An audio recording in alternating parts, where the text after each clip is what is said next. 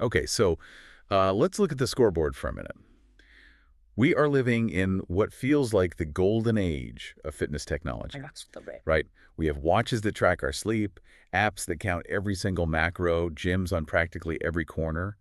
But um, if you look at the actual health data for the next generation, for children and adolescents, the trend line is going the wrong way, It fast. is the paradox of modern health, honestly. I mean, we have more information than ever before, but metabolically, our youth are in worse shape than perhaps any previous generation. Exactly. And the standard advice has always just been the same thing, just move more. Go for a jog, join a soccer team, ride your bike. Right, the classic duration model. Yeah.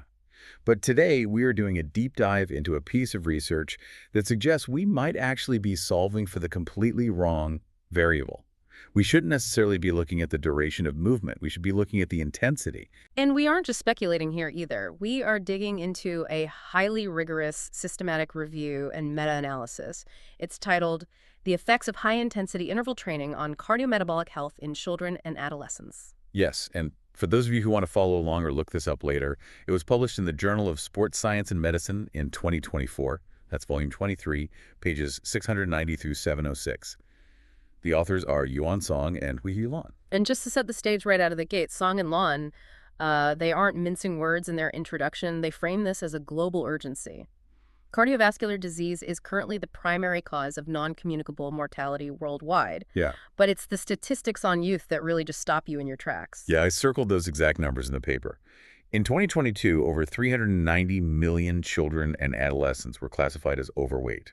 And of those, 160 million were living with obesity. It's staggering. It is a staggering segment of the future population just starting life behind the health 8 ball. It is. And what's critical to understand for you listening and what this paper really focuses on is that this isn't just about kids carrying extra weight. It is about what is happening under the hood. The metabolic engine. Precisely. We are talking about glycolipid metabolism disorders.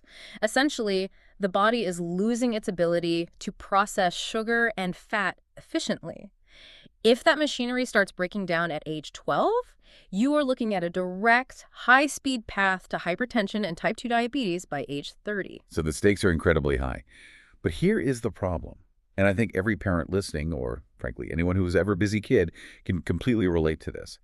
The paper identifies the #1 barrier to traditional exercise, the universal excuse. Insufficient time. Insufficient time. Between school, homework, screens, and just life in general, finding a spare hour to go jog just isn't happening. Compliance with moderate intensity training is historically incredibly low. So the mission of this deep dive, and really the core question Song and Lan are asking, is this. Can we hack the equation?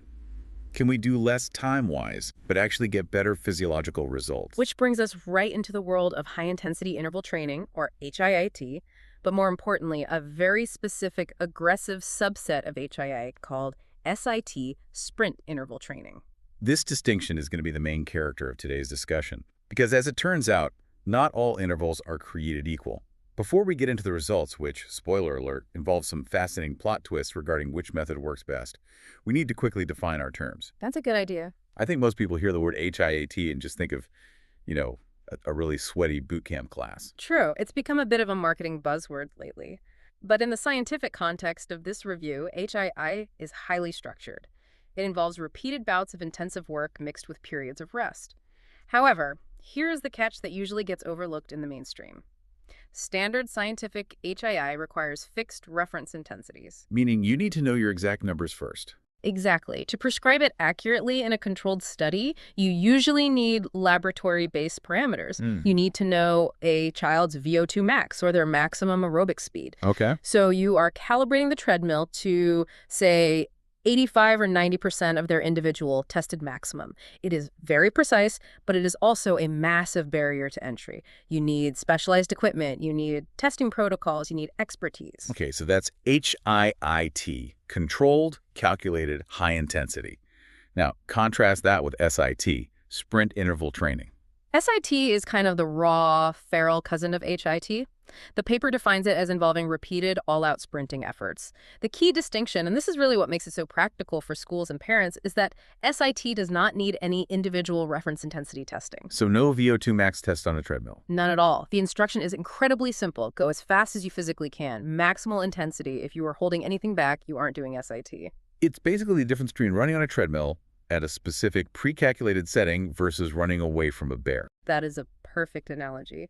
And biologically, that bear scenario, that all-out survival signal, is what the researchers believe triggers some very different responses compared to just doing hard exercise. So let's look at how they actually tested this. They combed through the major scientific databases, PubMed, Web of Science, Scopus. They filtered it all down to 31 distinct articles, mostly randomized control trials. And the sample size across those studies is really robust. We were looking at 2,496 children and adolescents, ranging from age 6 up to 18. And they compared groups doing these interval protocols against non-exercising control groups, right? Yes. This allows us to see what actually moves the needle on 3 big pillars of cardiometabolic health: sugar, fat, and blood pressure. Let's start with pillar 1, glycemic markers. This is the sugar and insulin conversation. Given the diabetes stats we mentioned earlier, this feels like the absolute front line of the battle. It absolutely is. Elevated insulin and fasting glucose are very often the first dominoes to fall when we talk about metabolic syndrome. Now, looking at the meta-analysis broadly, the news is definitely good. HIIT in general was effective. It significantly decreased insulin levels and insulin resistance across the board. So generally speaking, intense movement helps the body manage insulin. But I noticed a really weird anomaly in the data regarding fasting glucose. You caught that. It is one of the most surprising findings in the entire paper. Yeah, the study explicitly says that when they looked at all the HIIX studies combined, fasting glucose, which is just your baseline blood sugar, did not statistically drop, which feels entirely counterintuitive. You would think intense exercise burns sugar, so sugar levels should just drop. You would naturally assume so.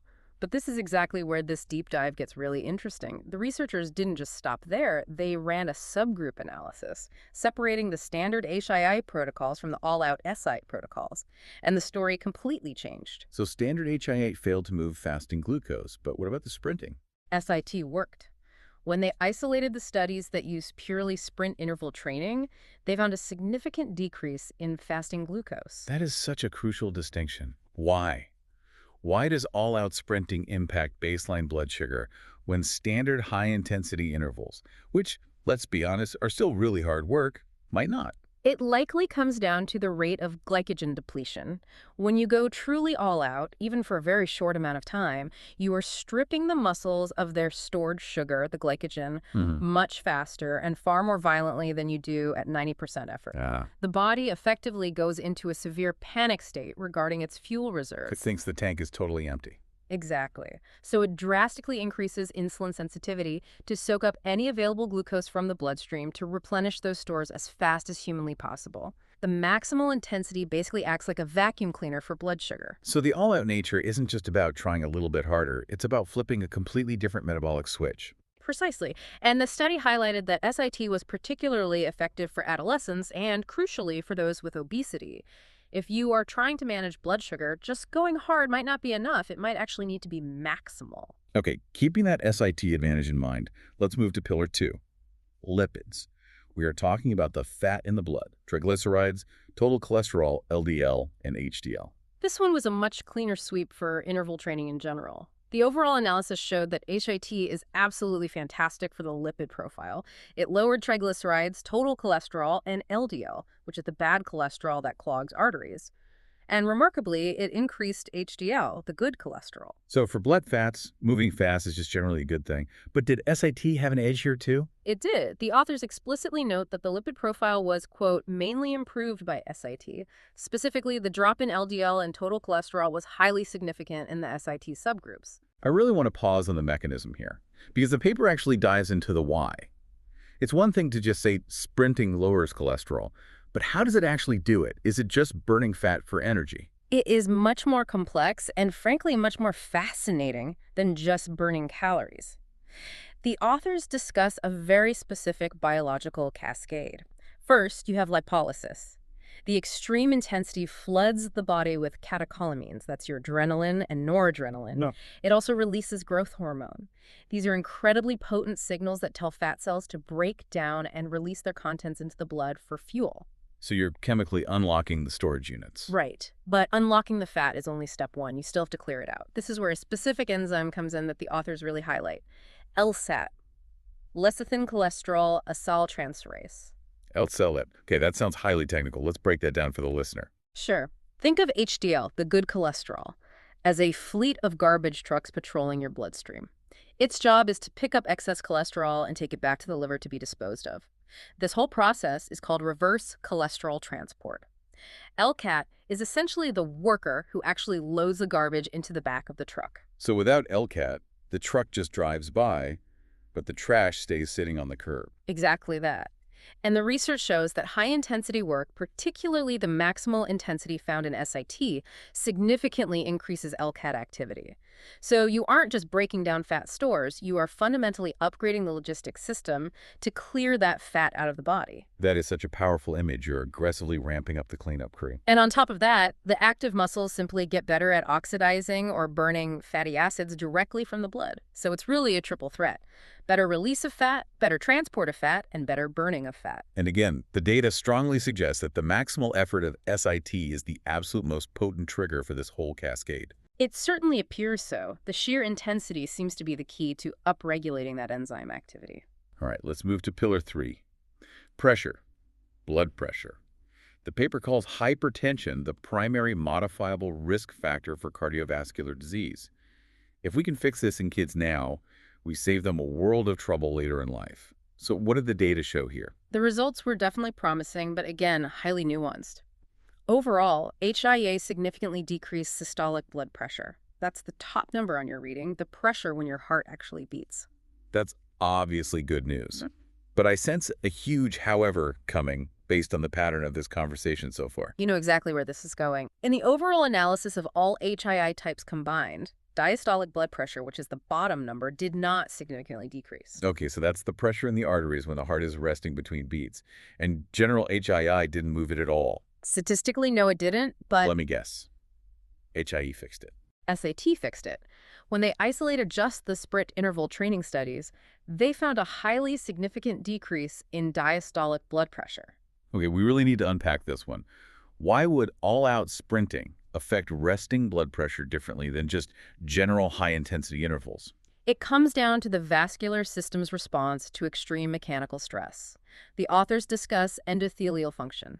That is the overall health and responsiveness of the inner lining of your blood vessels. When you sprint, I mean really sprint, your heart pumps massively. This creates high shear stress on the vessel walls. I've got to say, sheer stress sounds dangerous. It does sound bad, but in this context, it's actually an incredibly powerful positive signal. Imagine a high-pressure fire hose turned on full blast inside a standard garden hose. That rush of blood, that sheer stress, is a physical, mechanical signal to the endothelial cells. It tells them to urgently upregulate the production of nitric oxide, or NO. And nitric oxide is the magic gas that makes blood vessels relax, right? Exactly. It causes intense vasodilation. The vessels widen to accommodate the flow, but it goes way deeper than just a temporary widening. The study showed an actual reduction in arterial stiffness over time. The arteries structurally became more flexible. So by stretching the pipe to its absolute limit with the fire hose of a maximal sprint, the pipe actually learns to stay more open and flexible at rest. That is a brilliant way to put it. It is structural remodeling. The authors also heavily mention the sympathetic nervous system here. Chronic stress, whether from obesity, from poor diet, or just from life, can keep the nervous system in a constant state of low-grade fight or flight. That keeps vessels chronically constricted. Right. This type of massive, acute exertion seems to help remove that chronic restraint. It allows the whole system to reset and finally relax. It's almost like a factory reset for the vascular system. That's exactly it. And the fact that SIT achieved this for diastolic pressure while general HIT didn't really suggests that there is a strict threshold of intensity needed to trigger these specific vascular changes. You literally have to hit the red line to get the benefit. So if we zoom out and look at the big picture here, we have a very clear pattern. General high intensity is good. It certainly leaps and bounds better than doing nothing. But all-out sprinting, SIT, seems to be the wildly superior medicine for glucose, LDL cholesterol, and diastolic blood pressure. It is the exceptionally potent option, to use the author's own exact words. Which brings us to the "so what" section of our deep dive, the real-world clinical implications. Because this paper isn't just written for exercise physiologists in a lab. It's for parents, it's for teachers, and it's for policymakers. Absolutely. The target audience application here is crucial. The study specifically notes that these interventions are highly effective for children currently living with obesity. And this is where we usually get it completely backward, isn't it? When we have a child with obesity, our instinct, and very often the standard medical advice, is to be incredibly gentle. We say, just walk. Just play quietly. We are terrified of giving them intensity. Which this paper suggests might be a profound mistake. The authors argue that SIT is the ideal intervention, specifically because it has such a ridiculously low barrier to entry. Think about the logistics of this. If you want to do a proper scientific HIIT program in a middle school PE class, you need 30 heart rate monitors. You need to calculate 85% of every single kid's VO2 max. It's impossible. But SIT? SIT is just pointing and saying, run to that tree as fast as you physically can, go. It requires zero equipment, it requires zero complex calibration, and crucially, it entirely addresses the insufficient time problem we talked about at the very beginning. Right. If the intensity is maximal, the duration can be minimal. We are talking about workout interventions that might only last 10-15 minutes total, with only maybe 2 or 3 minutes of actual hard sprint work mixed with rest. It's the total democratization of health. You don't need an expensive gym membership. You don't need a spare hour of free time. You don't need a personal trainer. You literally just need pure effort. Effort is the only currency here. And frankly, for a child, sprinting is often far more natural than jogging anyway. Asking a child with obesity to jog for 30 continuous minutes is physically punishing on their joints, and it's mentally exhausting. It's just a grind. Yeah. But asking them to sprint as hard as they can for 10 or 15 seconds, that's play. That's a game of tag. It is actually much more aligned with how kids naturally want to move. That is a really profound point. We have been trying to force kids into these adult exercise patterns like steady-state cardio on a treadmill when their physiology and their psychology might naturally respond so much better to short bursts. It's primal movement. It triggers the adaptations we need because it perfectly mimics the environment our bodies evolved in. Danger, escape, hunt, high stakes, very short duration. That is what physically cleans the blood and clears the arteries. So to wrap this all up for you listening today, we started with the universal problem of time and the rising, frankly scary tide of metabolic disease in kids. This rigorous research from Song and Lan strongly suggests that we have a tool, sprint interval training, that is not only vastly more time efficient, but actually more effective than traditional methods for specific, highly critical markers like insulin, bad cholesterol, and arterial stiffness. And again, the true beauty of it is in the total simplicity. It requires absolutely zero equipment. It is purely about intensity. If you want to dig into the charts yourself, and I highly recommend looking at the subgroup analysis tables in this paper, they're really telling. You should absolutely read the full article. Again, it is The Effects of High-Intensity Interval Training on Cardiometabolic Health in Children and Adolescents by Yuan and Huihui, published in the Journal of Sports Science and Medicine. It's just a phenomenal example of how a systematic review can clarify what actually works versus what we just assume works. Definitely. And hey, if this deep dive sparks some new ideas for your own training or for how you might encourage the kids in your life to move, make sure you are following the channel and have those notifications turned on. We are constantly pulling apart the latest research to find these exact kinds of actionable insights. Always following where the data leads. I want to leave you with a final, slightly provocative thought today. We so often treat exercise as this chore that just needs to be endured for a long, painful period of time. We measure our success in minutes and hours. But this research suggests that for our deep biology, the magic isn't necessarily in the duration at all. It's in the intensity.